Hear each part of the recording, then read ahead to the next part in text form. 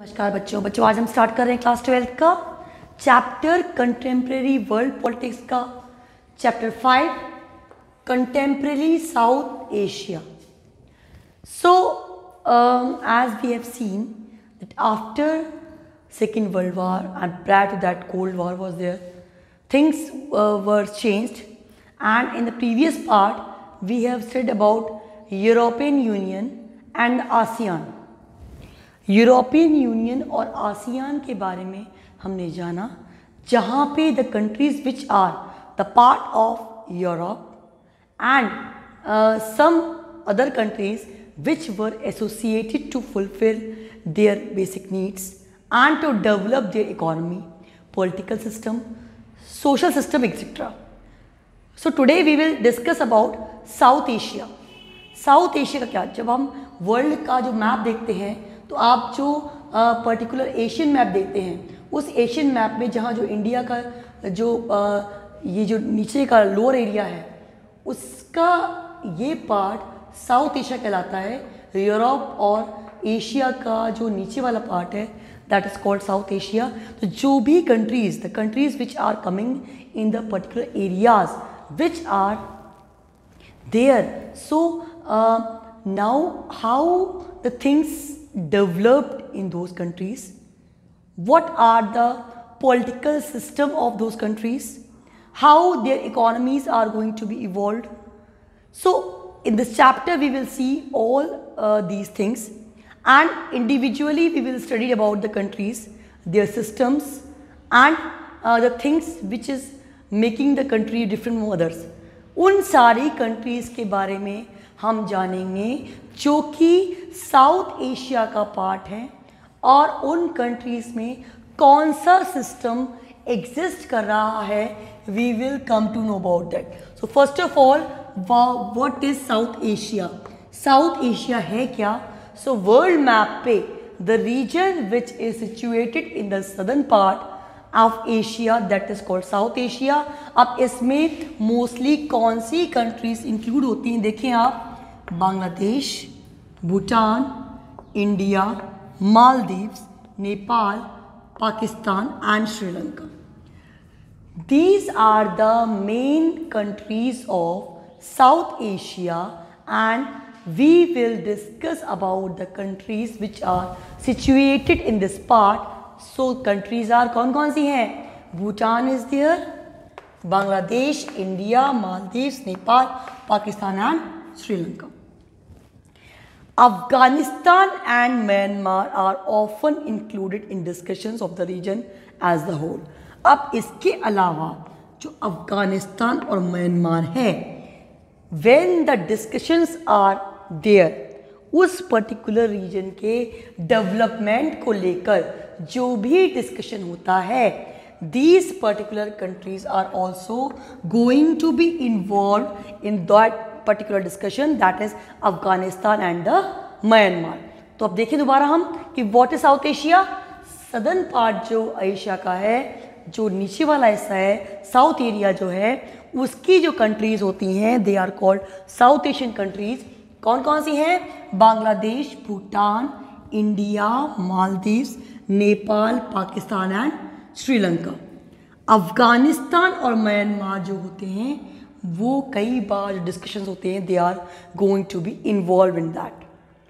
China is an important player but is not considered as the part of the region. अब China भी वहाँ पे एक बहुत ही इम्पॉर्टेंट रोल प्ले करता है, बट वो उस रीजन का पार्ट नहीं कहलाता. बच्चों क्या होता है, जब कोई कंट्री बहुत स्ट्रांग होती है, उसकी इकोनॉमिक स्ट्रांग होती है, डेवलप्ड होती है, तो mostly the countries which are the neighboring countries of the particular country, they are depending on that. वो उस पर डिपेंड करते हैं. तो जब हम किसी स्ट्रॉन्ग कंट्री पे, डेवलप कंट्री पे डिपेंड करते हैं, then our policies, our things will be according to the particular country also, because we are going to fulfill our needs via that country. हम अपनी नीड्स को, अपनी बातों को उस कंट्री के वाया फुलफिल करते हैं, दैट्स वाई हम उस पर डिपेंड करते हैं. तो चाइना एक इम्पॉर्टेंट प्लेयर क्यों रहा? क्योंकि उसने अपनी जो इकोनॉमी थी बहुत स्ट्रॉन्ग करी, बहुत सारे कंट्रीज़ के साथ में उसके एक्सपोर्ट इम्पोर्ट जो थे वो रन कर रहे थे, but it was not the part of the region, but it played the very important role. So once again everyone see on the black board कि व्हाट इज साउथ एशिया. क्या है ये? इसमें कौन कौन सी कंट्रीज हैं? Bangladesh, Bhutan, India, Maldives, Nepal, Pakistan and Sri Lanka. Afghanistan and Myanmar जो हैं वो ऑफन डिस्कशंस में इंक्लूडेड रहते हैं, but they are not the part of the region. China जो है वो भी इंपॉर्टेंट प्लेयर है, फिर वो भी इसका पार्ट नहीं है. अब अगर हम साउथ एशियन कंट्रीज़ की बात करते हैं तो वहाँ के सिस्टम की बात करेंगे और वहाँ किस तरह से लोग सर्वाइव कर रहे हैं या वहाँ का पॉलिटिकल सिस्टम क्या है उसे फोकस करेंगे. So various countries in south Asia do not have the same kind of political system. अगर हम इन सब कंट्रीज़ की बात करें तो हर कंट्री का एक अलग अलग पॉलिटिकल सिस्टम है. Few are believing in the military rule, in few democracy is there, in few earlier constitutional monarchy was there, now democracy is there. तो हर कंट्री का सिनेरियो, हर कंट्री का पॉलिटिकल सिस्टम अलग अलग होता है. तो देखिए Sri Lanka and India successfully operated as democratic system. Sri Lanka और इंडिया इनमें से दो कंट्रीज ऐसी हैं जहाँ पे डेमोक्रेटिक सिस्टम को सक्सेसफुली रन किया गया. It means democratic system successfully evolve हुआ. दो कंट्रीज में कौन कौन सी थी वो? श्रीलंका और India. Pakistan and Bangladesh have experienced both civilian and military rules. अब सिविलियन और मिलिट्री रूल दोनों हमने देखे हैं पाकिस्तान और बांग्लादेश में. It means earlier for some particular part there was the civilian rule and other part it was the military rule. So Pakistan की अगर हम बात करें, अभी हम बहुत शॉर्ट में समराइज कर रहे हैं, ग्लिम्स देख रहे हैं, then we will study the things in detail. If we are talking about the Pakistan begin the post cold war period with successive democratic government under Benazir Bhutto and Nawaz Sharif. अब जब कोल्ड वार के बाद का जो समय था, that was seen as the successive democracy in Pakistan. कौन कौन लीडर थे? बेनजीर भुट्टो और Nawaz Sharif. It means earlier Pakistan में कोल्ड वार के बाद डेमोक्रेसी स्टैब्लिश हुई एंड लीडर्स वर कौन कौन से थे? Benazir Bhutto and Nawaz Sharif. So democracy की स्टार्टिंग तो हुई, बट क्या it was sustain till the end? No. क्या हुआ? In 1999 it was suffered a military coup now run by the military regime. अब मिलिट्री का रिवोल्ट हुआ और अब जो है वो मिलिट्री रिजाइन जो है वो उसको रूल कर रही है. हेड जो है वो आपका commander, that is the president. So और अगर हम नेपाल की बात करते हैं, in Nepal till 2006 constitutional monarchy was there.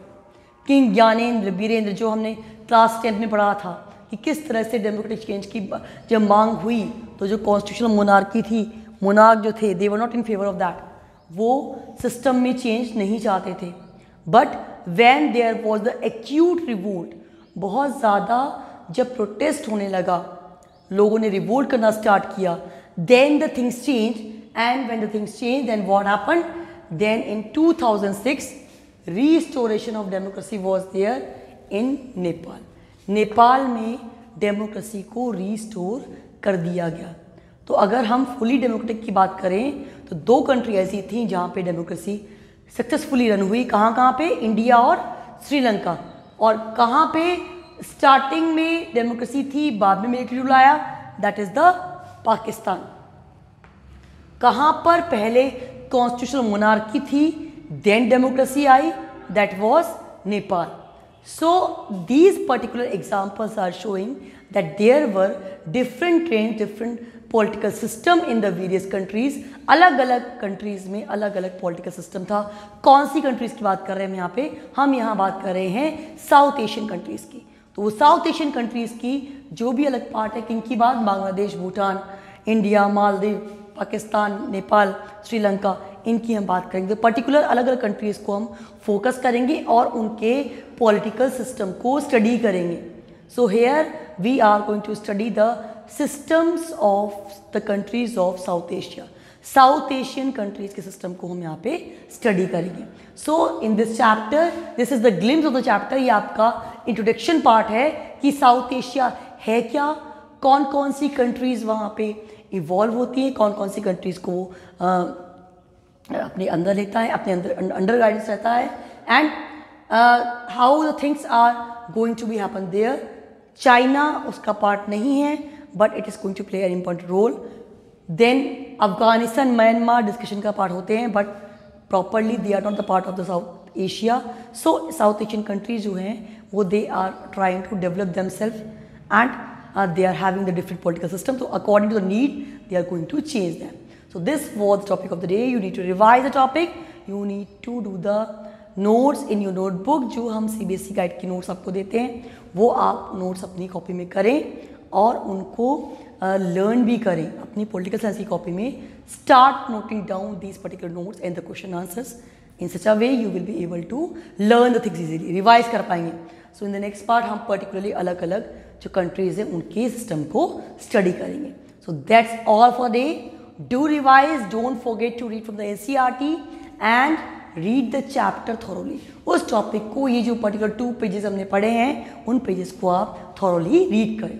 So thank you so much, don't forget to study lady.